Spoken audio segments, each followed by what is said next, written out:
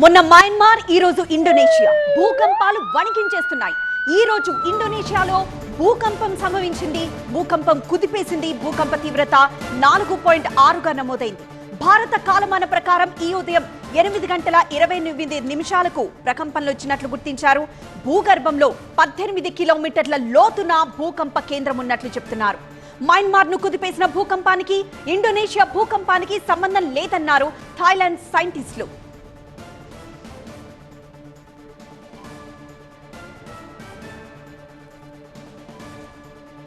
ఇండోనేషియాలోని సమత్రాలో భూకంపం కుదిపేసింది. భూకంప తీవ్రత 4.6గా నమోదైంది. భారత కాలమాన ప్రకారం ఈ ఉదయం 8:28 ప్రకంపనలు వచ్చినట్లు గుర్తించారు. భూగర్భంలో 18 కిలోమీటర్ల లోతున భూకంప కేంద్రం ఉన్నట్లు చెప్తున్నారు. మయన్మార్ ను కుదిపేసిన భూకంపానికి ఇండోనేషియా భూకంపానికి సంబంధం లేదు అంటున్నారు థాయిలాండ్ సైంటిస్టులు.